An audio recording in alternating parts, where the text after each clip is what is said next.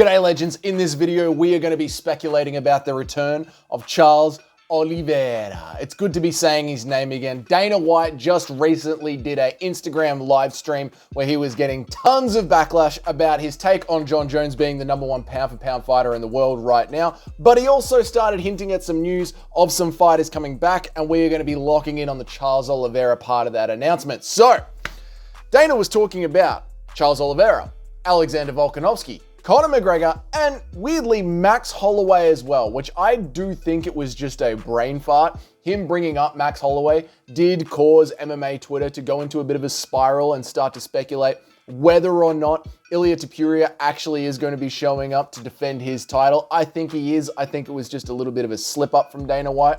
But really, what I want to lock in on here is the talk of Charles Oliveira coming back after his razor-close decision loss at UFC 300. Firstly, if he does come back this year, and looking at what Dana White said and the names that he dropped, we could assume that it is going to be him versus Alexander Volkanovski at 155, okay? You've got Ilia and Max, they're tied up, and who knows what is going to happen with that. I do think, now that I've really had time to sit with it, I think Ilia Topuria is going to win that one. But what if it's a razor-close rematch? What if it's a war? I can 100% see them giving Ilia Topuria a rematch if the fight is a banger and if it's really, really close.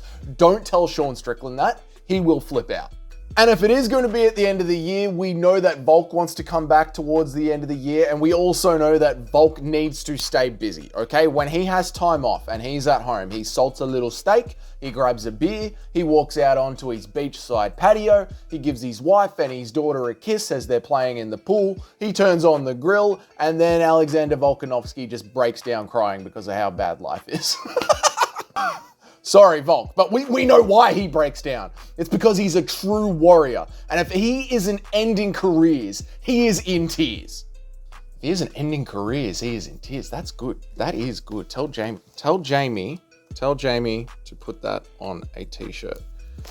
That's a good one. Oh, cooked with that one. Now, if it is Charles Oliveira versus Alexander Volkanovski, who wins that one and how? Well, unfortunately, I do think Oliveira has the length and the skill to beat up let's face it, an overcooked Volkanovski. You know, Volk's had a little bit of pepper, a little bit of salt, and unfortunately, he's done. I do think Volk's at that stage of the career where we are going to start to see a pretty bad decline of it. And I love Alexander Volkanovski, but I just think that's where Volk is right now. So I think that one's a bit of an easy win for Oliveira. I hate saying that. If it isn't going to be Alexander Volkanovski, we can continue to wonder who it is going to be. Like, I don't think it's going to be Arman, right? Arman's obviously fighting Islam.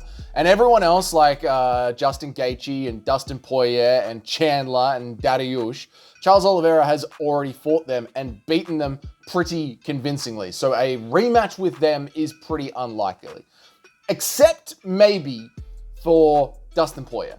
Look, Dustin Poirier needs a banger fight for his last one. And his grappling, Dustin Poirier's grappling, looked as good as it has ever looked against Islam Makhachev. So I don't mind a Charles Oliveira versus Dustin Poirier fight just for fun. And it would be a chance for Dustin Poirier to get back a loss on his way out, all right? Then obviously, some other contenders that it could be Moicano and BSD, but obviously they're scheduled, so it can't be them. That leaves two choices, right? You've got Fiziev or Hooker, really, as two serious options for Charles Oliveira's return. Now, the Fiziev fight, there's two things that I want to touch on here as to why I don't want to see it. And number one is because this is a fan channel.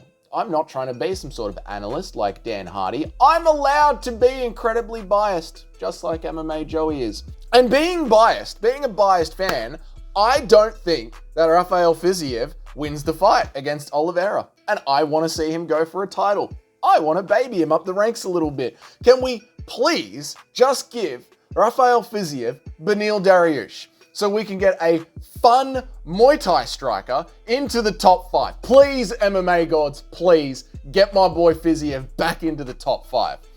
And two, the second reason why I don't want to see Fiziev versus Oliveira is because I think the more fun fight is the other name out of those two names that we talked about, and I think that's Dan Hooker. I think Dan Hooker versus Charles Oliveira is a fight that gets me wetter than Laura Sanko talking about Shavkat Rakhmonov. The idea of Oliveira versus Dan Hooker gets my fingers more excited than Tom Aspinall's when he's around Nina Drama. And who wins it? I know, like, your brain is probably screaming at you that Charles Oliveira wins that fight, just on skills alone, right? He is just as long as Dan Hooker, so Dan Hooker can't use his anti-Gamrot wrestling defense, which is just be taller and elbow him in the head. Just be a taller guy and rain down elbows. That is the sickest takedown defense I've ever seen. But then, of course, there's the stand-up as well. And when it comes to the stand-up of Oliveira versus Dan Hooker, I do see Oliveira winning the stand-up with the cleaner exchanges early on in the fight, though. Now, if this is a 5-round co-main event or an Apex main event, you know, we're allowed to put on good fights at the Apex UFC. You can do that sometimes. But let's say it's a main event. Let's say it's a 5-round fight, right? I do think Charles Oliveira wins the hands, the kickboxing exchanges, the stand-up exchanges early on. But as that fight goes on, oh my God, Dan Hooker is a warrior. To say that Charles Oliveira isn't, like, my brain is screaming at me that Charles Oliveira probably gets that fight done by a split decision, but this new MMA, Dan Hooker, Madman, the CTE has taken over Dan Hooker's brain completely. He's got this new attitude of he simply cannot afford to lose. He has taken Moicano. It seems like there is something new inside of Dan Hooker, and he's evolved, fully formed, tattooed up physique. Just doesn't feel pain. It's like the spirit of El Kukui in 2015 and 2016. That spirit of El Kukui lives on and has left the body of Tony Ferguson, which is why Tony Ferguson looks so frail now, and has entered the body of Dan Hooker. And Dan Hooker's just packed up his bags, left his family, and moved into a New Zealand-based MMA tattoo studio and prays to El Kukui every night. And that Dan Hooker, 2024 Dan Hooker, I don't know, man. That's a real MMA can go any direction sort of fight to me. So if Charles Oliveira was to come back and I was Dana White, well, I'd be on a yacht in the Mediterranean. No, if I was Dana White and I was doing my job, I would match him up either with Dustin Poirier at a Louisiana-based fight night for a main event and have Charles Oliveira versus Dustin Poirier right there. Or if it wasn't going to be that for Dustin Poirier's last fight, obviously then I would do Charles Oliveira versus Dan Hooker as a co-main event on the Conor versus Chandler fight night pay-per-view in December, which is obviously just going to be Bilal Muhammad, probably against JDM, because JDM deserves it more. That's what I think I would do with that. But you let me know down there in the comments, how would you match up Charles Oliveira if he does come back with where he is now in his career and considering the lay of the land at lightweight? Let me know, just like this absolute legend Northwest did on my Fixing the UFC's welterweight division video from yesterday. He says they should do Shavkat versus Bilal, Gary versus JDM, and Usman versus MVP. I like all of those matchups. It's just incredible how fun welterweight is right now, Northwest, so thank you so much for the comment. However, Cage in the comments did respond as well, an absolute another legend of the channel. Cage responded as well, saying that JDM deserves Bilal more than Shavkat does, in Cage's opinion, because beating Gilbert Burns means more than beating Wonderboy. And I agree with that one too, to be honest. If I was going to be Dana White, not only would I be in the just kicked my desk. Not only would I be in the Mediterranean doing things, but I would also be looking at the lay of the land and saying that a win over Gilbert Burns is more impressive than a win over Wonderboy, and I'd be putting Gilbert Burns ahead. But either way, I still do think JDM claims that title in the middle of next year, so everyone is just a belt warmer at this stage. It's JDM's world. We're all just living in it. But you let me know down there in the comments about Charles Oliveira, just like these two legends did.